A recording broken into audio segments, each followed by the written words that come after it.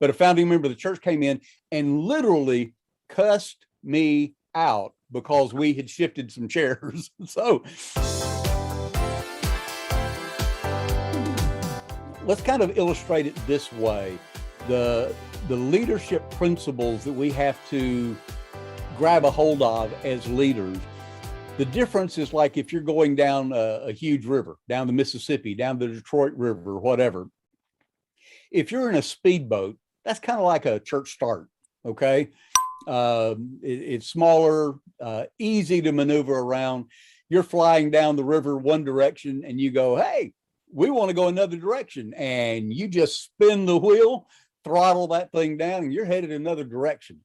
I think about one of the church plants I was in. I tested this theory one time by simply coming in on Sunday morning. We were setting up in a school, and our setup team got there, and we walked in, and I said, we're going to point the church that direction today instead of that direction.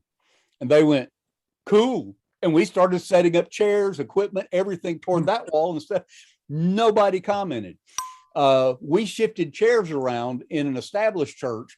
In another situation, I was helping as an interim, and I had a founding member of the church. Church wasn't but 16, 17 years old, but a founding member of the church came in and literally cussed me out because we had shifted some chairs. So there is a difference between established and a new church. So that new church can literally turn around easily in the river.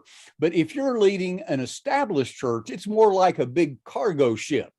You've got this huge barge, this huge cargo container ship that's going down that river, and there's no way you're turning it around. The only way you can turn it around is to get out into the open water wherever it flows into. You get out of that open water, and then you're going to have to go way out into the deep water and slowly make a turn. And you're going to make that turn very slowly until you're finally going another direction. And then you can throttle down and pick up speed. It's exactly what happens in an established church. Basic leadership. You have to remember, man, there is a lot of things that have already passed the water under the bridge, you could say, I guess.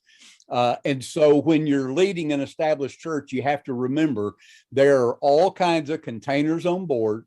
There's all kinds of baggage already there. Right. There's a lot of it. And so to make this turn, it's going to have to be slow and deliberate.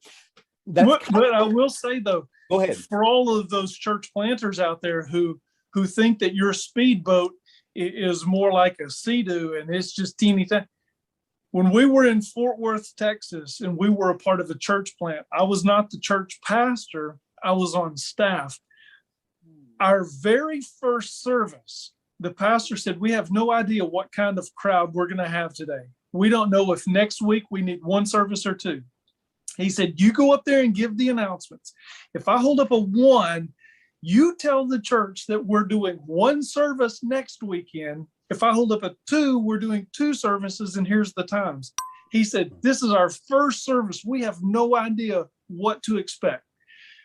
They get up there. There's a lot of folks there, so we need to go to 2 services the following week. At the end of that service, one of those people who was there came up to the pastor and said, why are we having 2 services? We've never done it like that before.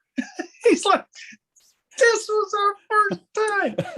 So established practice happened within 45 minutes.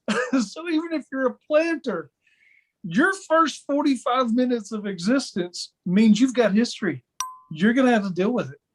Yeah, well, and no, it is true. And I like that illustration. I've never really pulled that in, but yeah, you're not on the Sea-Doo. You're not by yourself. That's right. You're not on the Sea-Doo.